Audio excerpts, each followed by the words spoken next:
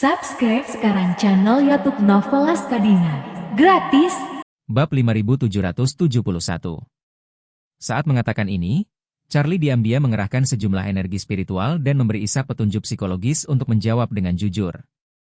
Butler Tang? Ishak tidak merasakan sesuatu yang aneh. Dia hanya memikirkannya dan berkata dengan jujur, "Kembali ke Tuan Muda, meskipun Butler Tang adalah atasan langsung saya. Lagi pula, ada juru bicara keluarga Wade di setiap provinsi dan kota madya. Termasuk banyak tujuan luar negeri. Jadi, saya hanyalah salah satu dari ratusan juru bicara keluarga Wade. Dulu, saya hanya bisa bertemu Butler Tang saat rapat laporan kerja tahunan, jadi saya tidak banyak berinteraksi." Charlie mengangguk ringan. Sepertinya Ishak dan Leon tidak sependapat. Charlie bertanya pada Orvel dengan cara yang sama. "Orvel, sebelum kau bertemu denganku, apakah kau mengenal Leon?" "Tidak." Orvel menggelengkan kepalanya berulang kali dan menertawakan dirinya sendiri. "Tuan Wade, sebelum aku bertemu denganmu, aku hanyalah seorang pria tua yang memiliki reputasi di Aurose Hill. Aku bahkan tidak bisa mencapai level Tuan Chen, apalagi kepala pelayan keluarga Wade." Melihat ini, Charlie merasa lega. Kemudian, dia berkata kepada Ishak, "Chen tua, Butler Tang untuk sementara meninggalkan keluarga Wade. Selama ini, posisi kepala pelayan keluarga Wade sedang kosong. Saya ingin Anda menggantikan Butler Tang untuk sementara. Saya mendoakan yang terbaik bagi Butler Tang di masa depan. Akan kembali, lalu kamu akan mengembalikan posisimu kepadanya sebagai wakilnya. Jika dia tidak kembali di masa depan, maka kamu akan selalu duduk di posisi ini." Ishak terkejut dan berkata cepat, "Tuan Muda, pekerjaanku tidak pernah di luar provinsi ini. Dan saya baru saja menyadari apa yang saya lakukan. Kau memintaku untuk mengambil alih posisi Butler Tang. Bagaimana aku bisa memiliki kemampuan itu?" Charlie bertanya balik, "Bukankah itu juga sebuah langkah untuk Butler Tang? Bukankah dia naik selangkah demi selangkah?"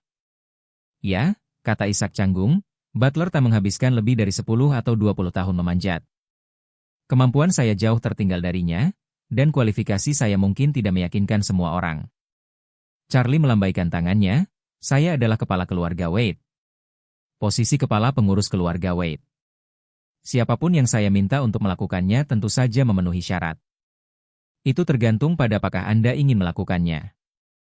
Ini, Ishak tiba-tiba terjebak dalam konflik.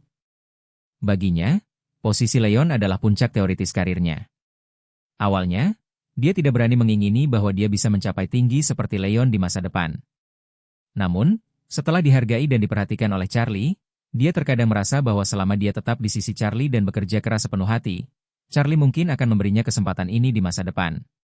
Tetapi itu jelas merupakan sesuatu yang hanya dapat Anda harapkan setelah Anda berusia 50 tahun dan telah mengumpulkan cukup pengalaman.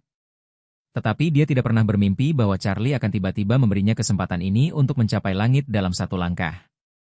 Satu-satunya hal yang dikhawatirkannya sekarang adalah ia takut tidak cukup kompeten. Namun, ketika dia melihat mata tegas Charlie, dia tahu bahwa kemampuan Charlie untuk membuat keputusan ini tidak hanya mencerminkan pengakuan atas kemampuannya sendiri tetapi juga mencerminkan kepercayaan pada kesetiaannya. Jadi, dia menggertakkan giginya dan berkata dengan keras, "Tuan Muda, terima kasih atas bantuanmu. Saya bersedia mengerahkan segenap kemampuan dan memberikan segalanya. Jika saya tidak mampu, saya akan mengundurkan diri kepada Tuan Muda sesegera mungkin." Charlie berkata dengan penuh penghargaan, "Jangan khawatir jika kemampuanmu tidak setara. Saya tidak akan nepotis dan pasti akan menggantikan Anda sesegera mungkin." Setelah itu, dia menatap Orvel lagi dan berkata, "Orvel, kamu sudah lama mengikutiku.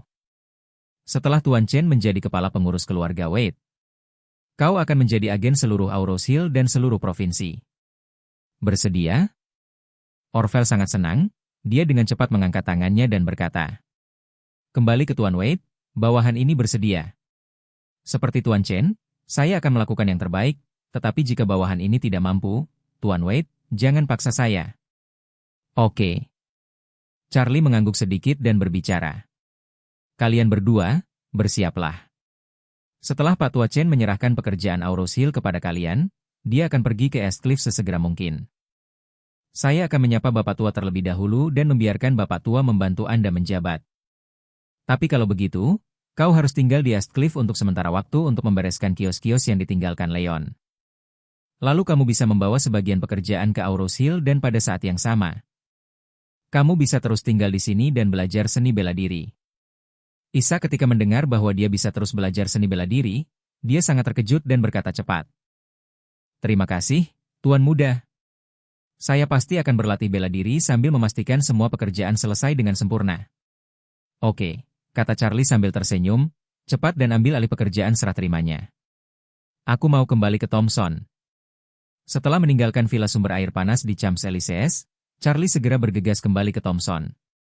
Berencana untuk sekadar mengemasi beberapa barang bawaan dan memberitahu ayah mertuanya serta ibu mertuanya bahwa dia akan bergegas keluar malam untuk melakukan feng shui bagi klien lain malam ini. Pasangan itu tahu bahwa Charlie berlarian sepanjang hari, dan mereka sudah terbiasa dengan hal itu, jadi mereka tidak terkejut ketika mendengar berita itu. Yang tidak Charlie duga adalah ibu mertuanya, Elaine, berinisiatif untuk peduli pada Charlie dan berkata dengan ekspresi sedih di wajahnya. Menantu yang baik, kamu berlarian sepanjang hari, dan bahkan tidak mengambil cuti beberapa hari. Bagaimana jika tubuhmu kelelahan? Tiba-tiba dipedulikan oleh ibu mertuanya, Charlie merasa itu sangat langka.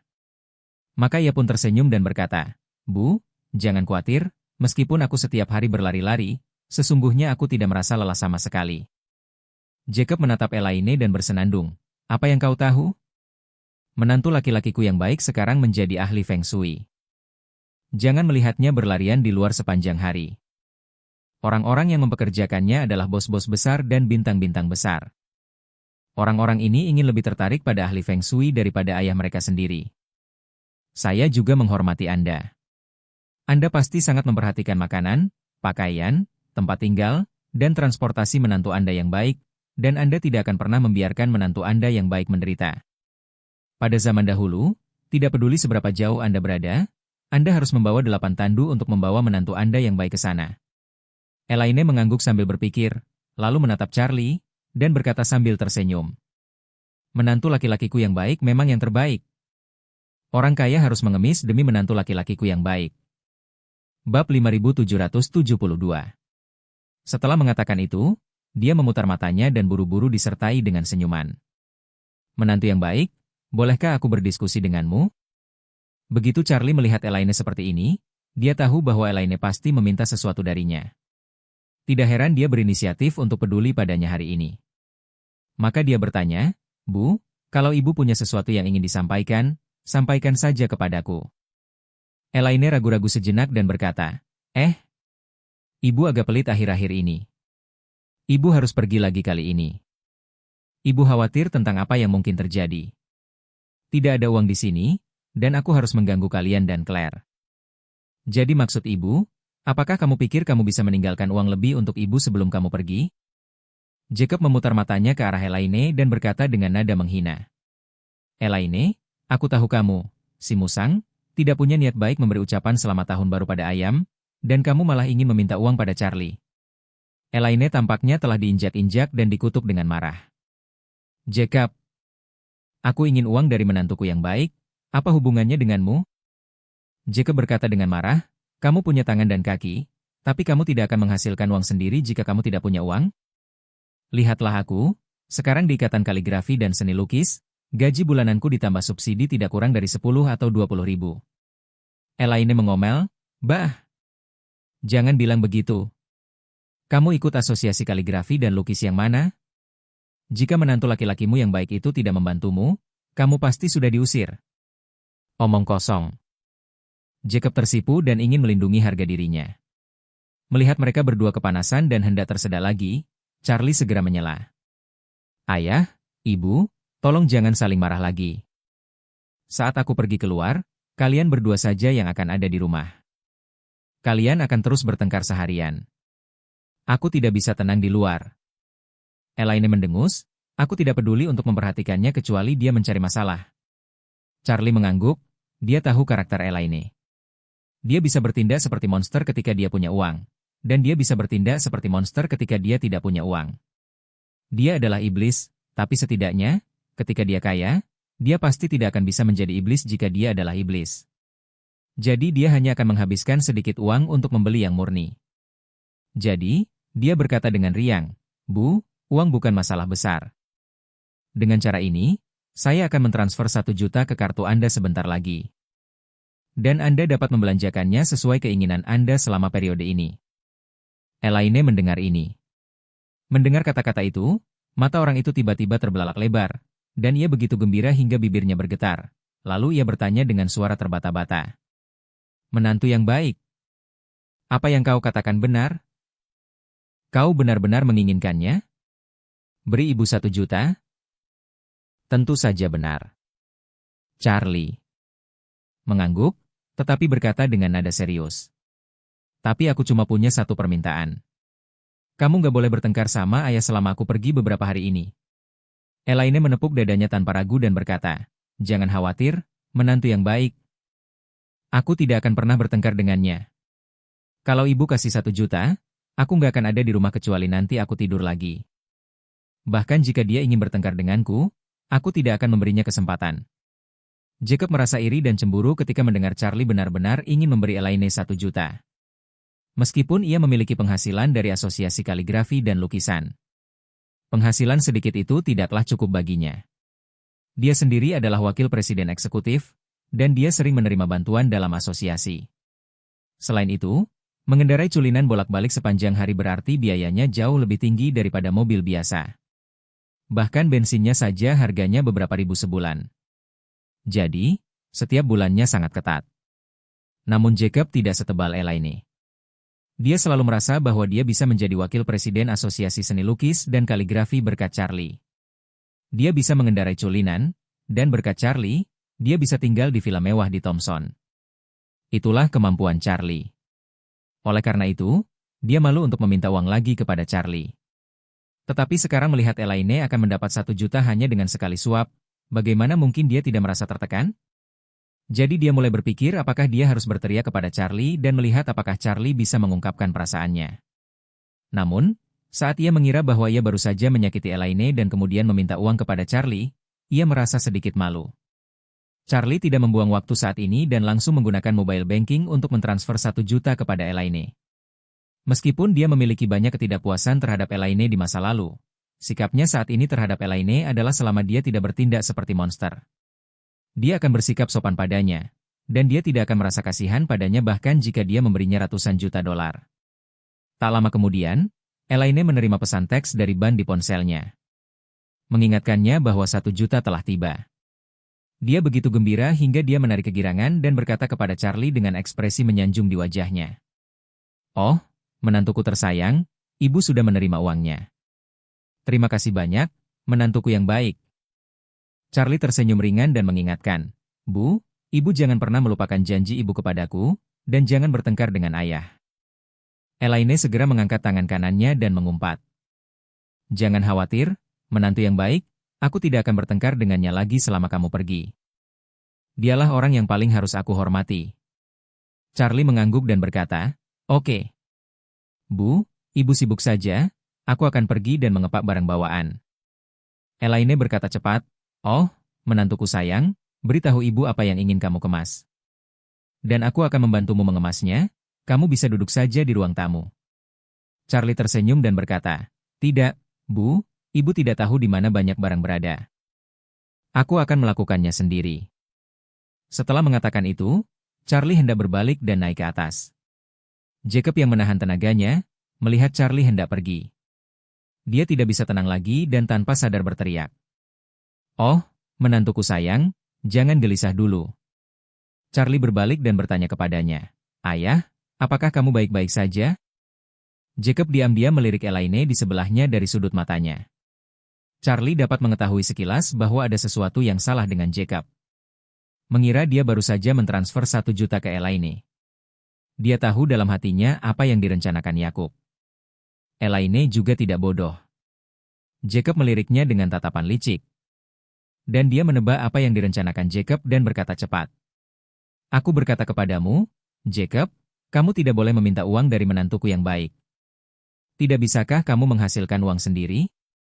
Bagaimana mungkin seorang wakil presiden Asosiasi Seni Lukis dan Kaligrafi yang jujur dan kompeten meminta uang kepada menantunya? Bab 5773. Jacob langsung tersipu ketika dia mengatakan hal ini, Lalu dia ragu-ragu dan berkata, "Siapa bilang aku ingin meminta uang kepada menantuku? Sudah kubilang begitu?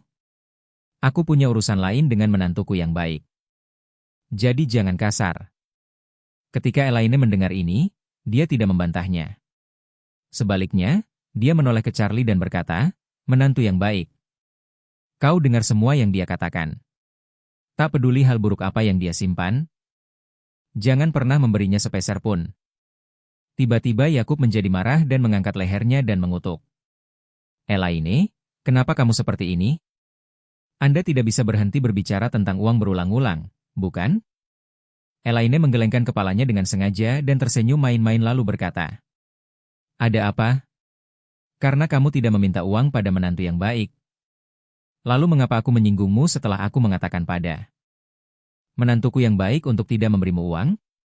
Kamu, Jacob tidak menyangka kemampuan bertahan Elaine begitu bagus. Dia begitu kuat sehingga dia mencekik ide-idenya di buayan. Bagaimana mungkin dia berani meminta uang pada Charlie meskipun dia sedang membicarakannya? Yakub yang menderita kekalahan karena bisu, sama sekali tidak dapat membantah. Dan hanya bisa berkata dengan marah, Aku tidak ingin meminta uang kepada menantuku yang baik. Saya hanya ingin memberitahu menantu saya yang baik untuk memperhatikan keselamatan saat bepergian." Elaine sengaja berpura-pura sombong. Dia menghela napas lega, dan sambil membelai dadanya dengan kedua telapak tangannya secara bergantian. Dia berkata dengan rasa takut yang masih tersisa, "Oh, Jacob, kamu benar-benar membuatku takut setengah mati. Kukira kau tak tahu malu sampai-sampai ingin meminta uang pada menantumu. Tidak mudah bagi menantu yang baik untuk menghasilkan uang. Kamu orang yang cakap, jadi sebaiknya kamu tidak menghabiskan uang orang lain." Jacob berkata dengan marah, "Aku bilang Elaine, ada apa denganmu? Sudah kubilang, tapi aku tidak memikirkannya. Kamu meminta uang dari menantu yang baik. Dan kamu terus-terusan menggerutu tentang hal itu, bukan?" Melihat Jacob begitu marah namun tidak berani mengungkapkan pikirannya yang sebenarnya, Charlie tiba-tiba merasa dalam hatinya bahwa orang-orang kuno memang benar. Orang malang ini pasti membenci sesuatu dalam hatinya. Jacob memiliki karakter yang lemah, dan perilakunya penuh rahasia dan kasar. Dia selalu berada dalam kontradiksi, takut pada serigala di depan dan harimau di belakang. Akibatnya, hidupnya memiliki banyak kesempatan untuk berubah. Namun pada akhirnya, dia selalu mengacaukan segalanya.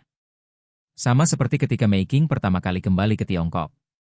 Semua orang bisa melihat bahwa Jacob benar-benar ingin bersatu kembali dengannya.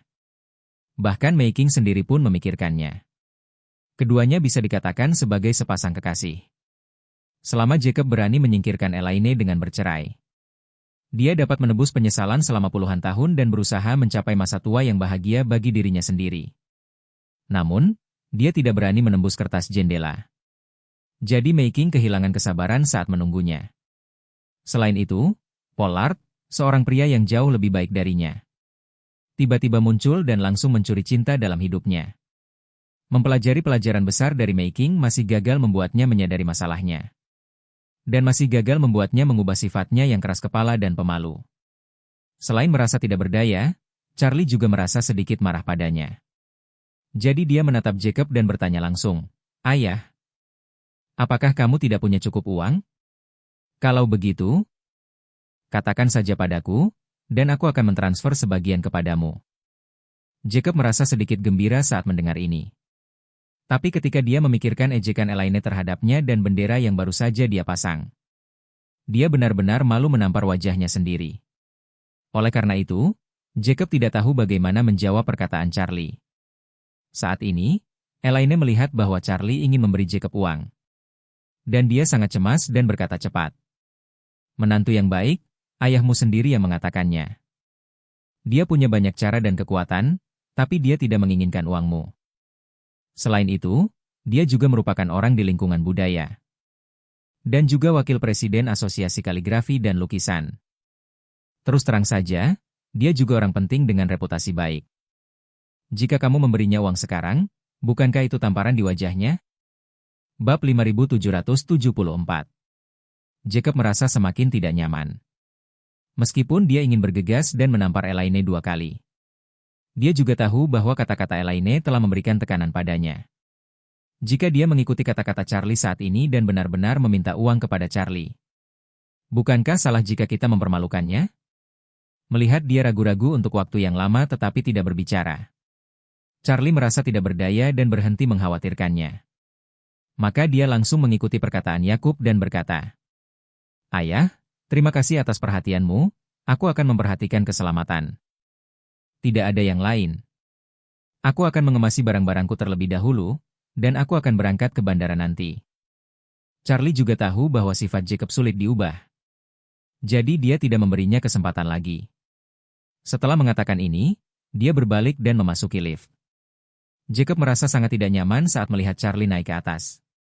Melihat senyum kemenangan Elaine, dia merasa keadaannya lebih buruk daripada mati. Charlie, yang naik ke atas, tidak bisa menahan desahan dalam hatinya. Kapankah ayah mertuanya mampu menembus keraguan dan kelemahan dalam psikologinya? Dan kapankah dia bisa benar-benar hidup sesuai keinginannya? Setelah semuanya dikemas, Charlie meninggalkan rumah sendirian di malam hari, berencana untuk berkendara ke bandara.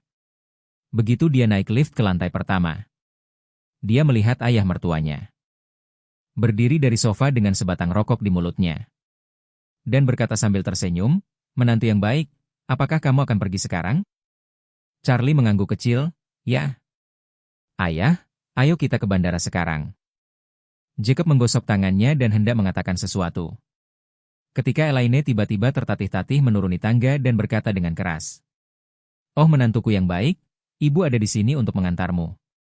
Elaine, yang telah memperoleh 1 juta, dan Jacob, yang telah kehilangan 1 juta, keduanya ingin mengantar Charlie pergi. Jacob ingin mencari kesempatan untuk memberitahu Charlie secara samar bahwa dananya terbatas. Dan lihat apakah Charlie bisa memberinya 1 juta atau lebihannya dengan lambaian tangannya.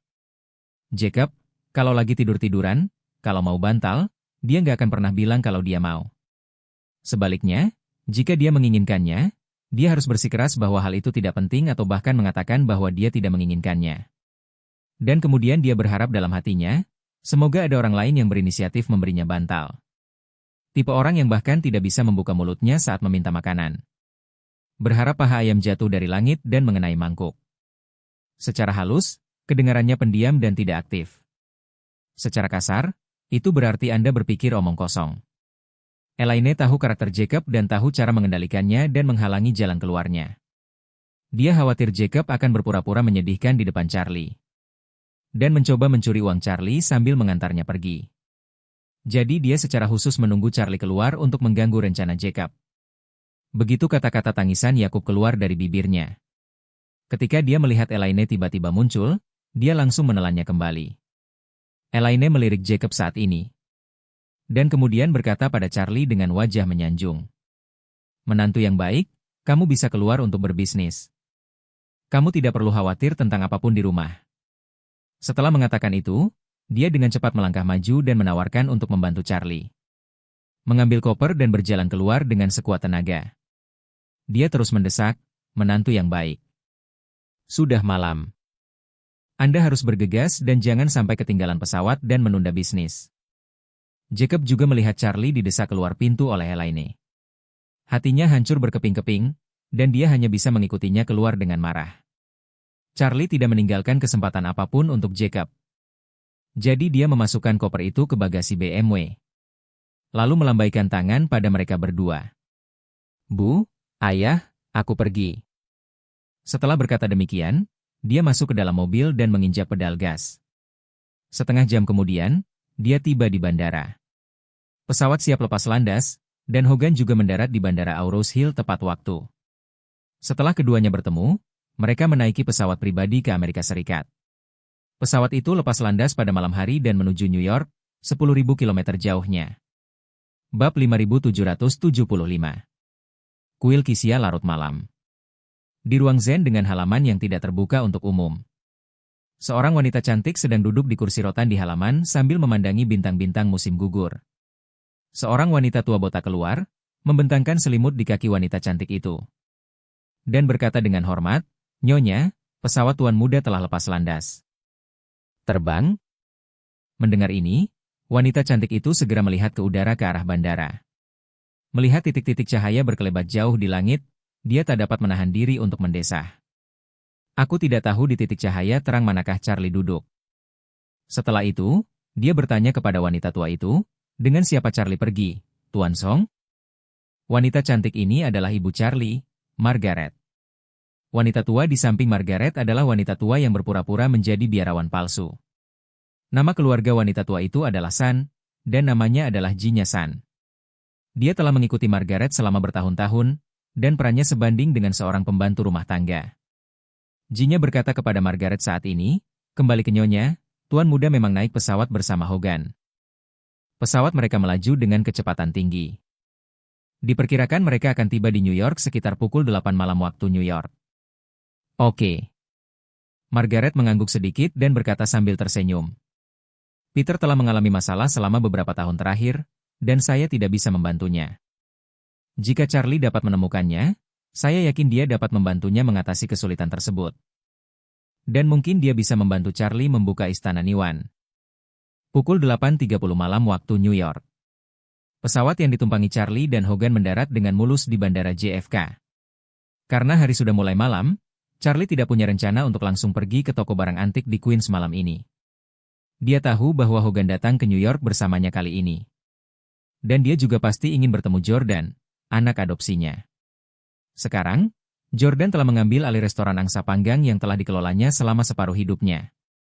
Hogan pasti punya perasaan mendalam terhadap Jordan dan restorannya. Jadi Charlie berkata kepada Hogan setelah pesawat mendarat.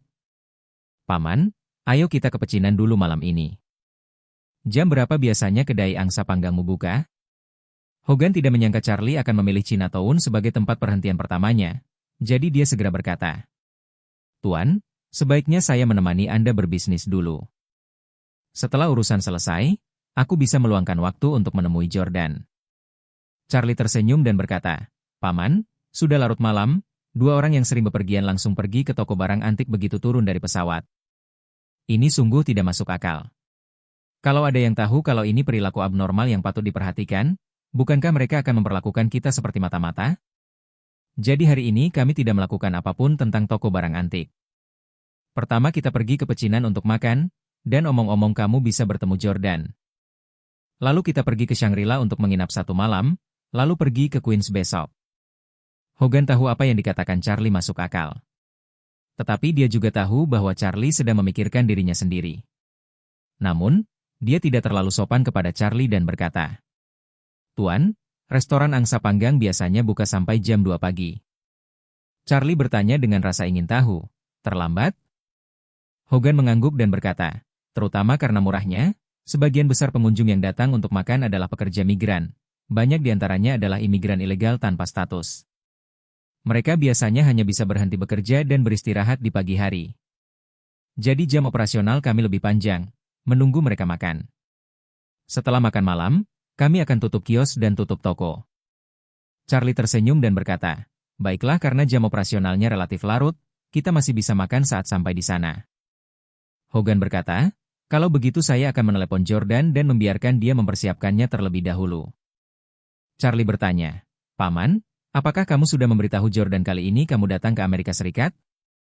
Belum, kata Hogan, kali ini aku sedang terburu-buru, jadi aku tidak memberitahunya karena aku khawatir. Jika aku tidak punya waktu untuk menemuinya, tidak ada gunanya memberitahunya.